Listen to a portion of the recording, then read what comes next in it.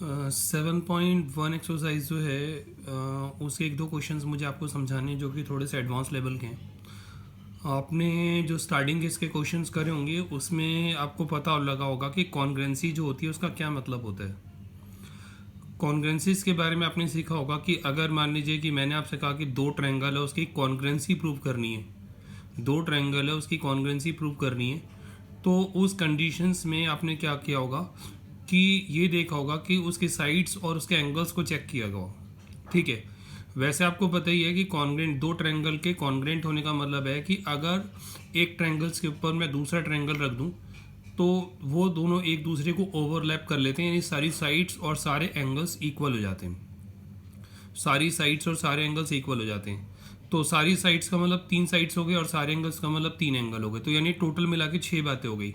लेकिन कॉन्ग्रेंसी प्रूव करने के लिए आपको सिर्फ 3 बातें प्रूव करनी पड़ती है, यानी कि आप या तो दो साइड एक एंगल या दो एंगल एक साइड, इस ढंग से आप प्रूव कर सकते हैं। ठीक है, ये आपने इससे पहले वाले क्वेश्चन में करा होगा। तो मैं क्वेश्चन नंबर 6 आपको समझा रहा हूँ। क्वेश्चन नंबर 6 है उसमें लिखा है ए सी और ए ई इक्वल है। तो ए सी और ए ई की इधर देखेंगे आप, इधर ऐसा साइन बना हुआ है, तो ये बता रहा है कि ये साइड इक्वल है। ए बी और ए डी, ए बी और ए डी में साइन चेक करेंगे तो ये बता रहा है कि ये साइड इक्वल है। इसके अलावा angle B A D, angle B A D, B A D ये एंगल है। ठीक है, ई ए सी, ई ए सी, ई ए सी ये एंगल है, सिर्फ इतना ये, और ये बी ए डी सिर्फ ये एंगल है।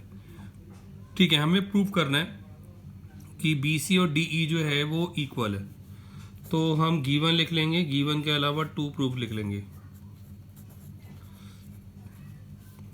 ठीक है, उसके बाद इसको प्रूफ करेंगे। प्रूफ करने के लिए जो क्वेश्चन में हमें गिवन है एंगल बी ए डी, ये किसके इक्वल है? ये इक्वल है ई ए सी के, ये क्वेश्चन में गिवन है। ठीक है, ये क्वेश्चन में गिवन है। तो अगर हम चेक करें बी ए डी है, ई ए सी है, तो इसके बीच में ये वाला जो पार्ट है ये छूट रहा है। ठीक है, इसके बीच के अंदर ये वाला जो पार्ट है ये छूट रहा है, ये। तो अब हम क्या करेंगे कि जो पार्ट छूट रहा है उसका नाम क्या है? सी ए डी या डी ए सी, कुछ भी एंगल कह सकते हो आप उसको। ये सी ए डी जो है वो दोनों में, यानी इसके अंदर और इसके अंदर छूट रहा है, बीच में यही गैप बन रहा है इन दोनों के। तो मैं क्या करूँगा, यहाँ लिखूँगा add angle C A D both sides.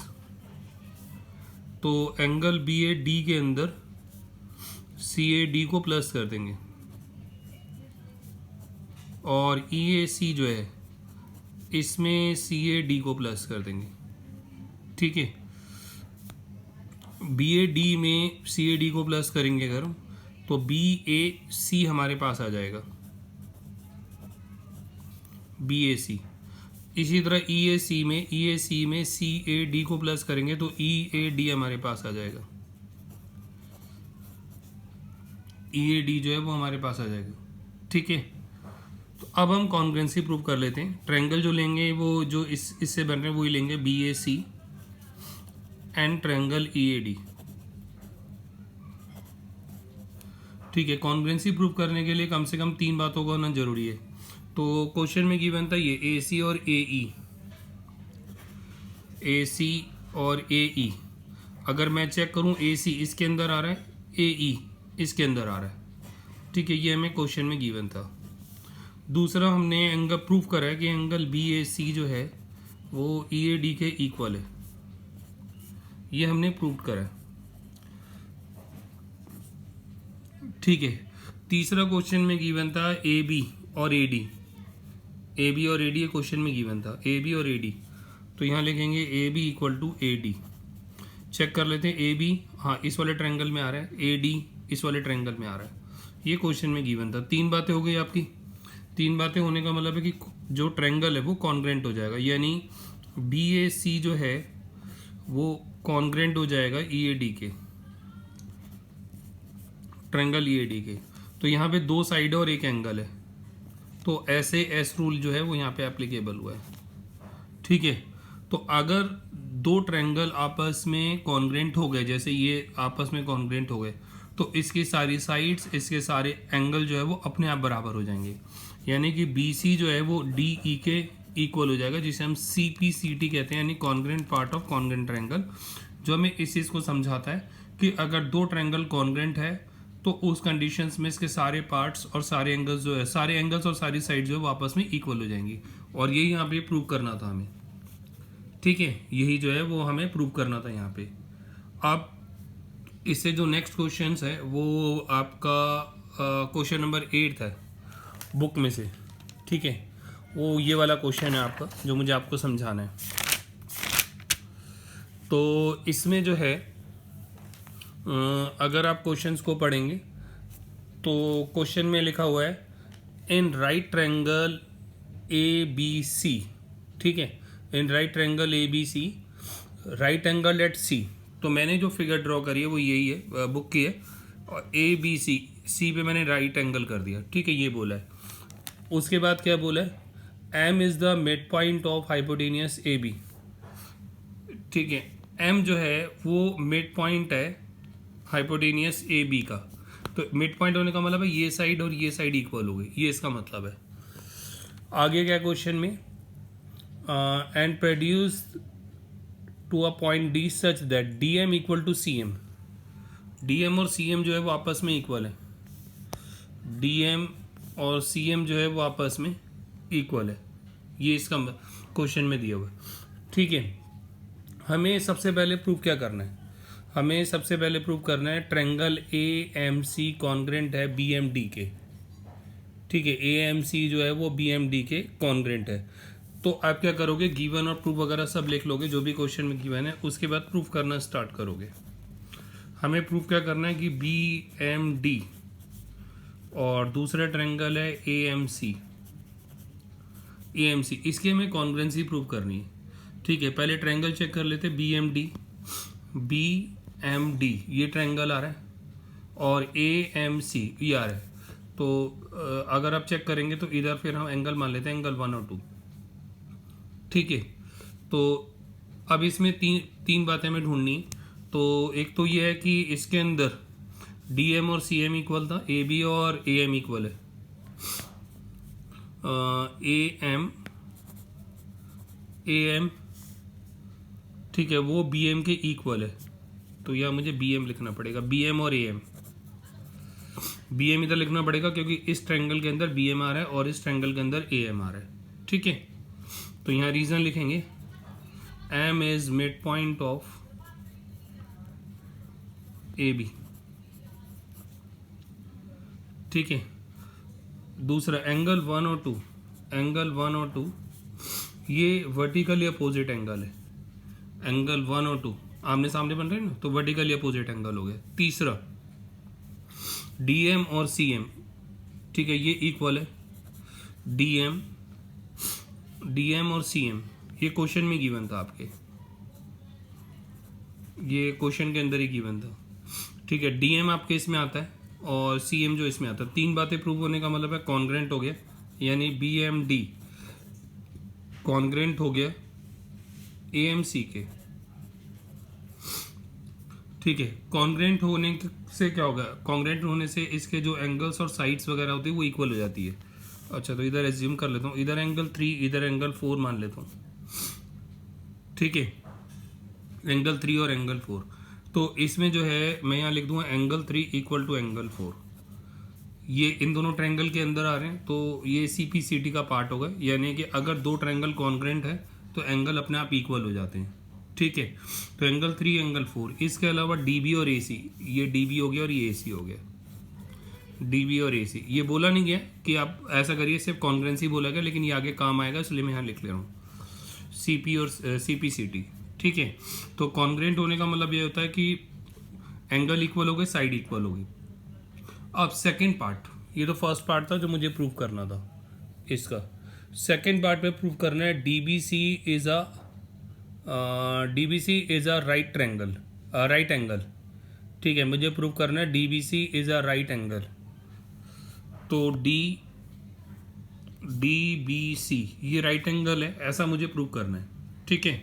Second part, तो इसमें जो है एंगल 3 और एंगल 4 ये हमने प्रूव करा है, ठीक है। एंगल 3 और एंगल 4 अगर हम देखें तो एंगल 3 और एंगल 4 जो है वो अल्टरनेट एंगल्स है, एक हमारे लेफ्ट हैंड साइड और एक हमारे राइट हैंड साइड पड़ रहा है। तो यहाँ लिखेंगे but they are alternate angle. Alternate angle अगर इक्वल हैं तो उस कंडीशंस में जिस लाइन पे ये बन रहे हैं वो लाइनें पैरेलल हो जाएंगी, ठीक है। तो एंगल 3 ये डी बी पे बन रहा है और ये ए सी पे बन रहा है, तो ए बी डी बी और ए सी, डी बी और ए सी जो है वो पैरेलल हो जाएगा, ठीक है। डी बी और ए सी जो है वो पैरेलल हो जाएगा। इसका मतलब ये हो गया कि ये लाइनें और ये लाइनें पैरेलल है, ठीक है। तो जहाँ पे लाइनें पैरेलल होती है, अगर जैसे ये लाइनें पैरेलल है और सपोज कि इसके अंदर बी सी एक ट्रांसवर्सल लाइन है, बी सी एक ट्रांसवर्सल लाइन है, ठीक है। तो उस कंडीशन में जो सम ऑफ को इंटीरियर एंगल्स होता है, यानी इस एंगल का टोटल और इस एंगल का टोटल जो होता है 180 होता है, ठीक है। आपने जो पढ़ा था वो ये पढ़ा था कि मान लीजिए कि दो लाइंस पैरेलल है ये, ठीक है। तो इस साइड और इस साइड के एंगल का जो टोटल होता है वो 180 डिग्री होता है, या इस साइड और इस साइड के एंगल का जो टोटल होता है 180 होता है, ठीक है। अगर लाइनें पैरेलल हैं और एक ट्रांसवर्सल लाइन उन्हें इंटरसेक्ट कर दी है तो, ठीक है। तो इसमें हम लिखेंगे B C is a transversal line,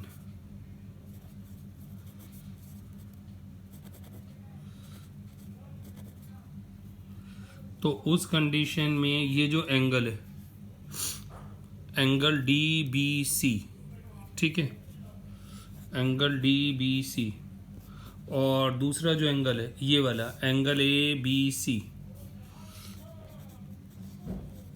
इसका जो टोटल है वो 180 हो जाएगा, ठीक है। यहाँ पे लिखेंगे सम ऑफ को इंटीरियर एंगल्स, सम ऑफ को इंटीरियर एंगल्स। तो एंगल डी बी सी ये तो एज इट इज आ गया। ए बी सी फिगर में देखेंगे तो एंगल नहीं सॉरी ए सी बी था, ये यहाँ पे ठीक कर दूँगा, ए सी बी था ये एंगल ए सी बी, इसका जो था वो 90 डिग्री इसकी वैल्यू थी, तो ये 180 डिग्री हो गया। तो angle D B C equal to 180 minus 90, तो ये 90 डिग्री हो गया, ठीक है। तो सेकेंड पार्ट जो है उस पर हमें ये प्रूव करना था।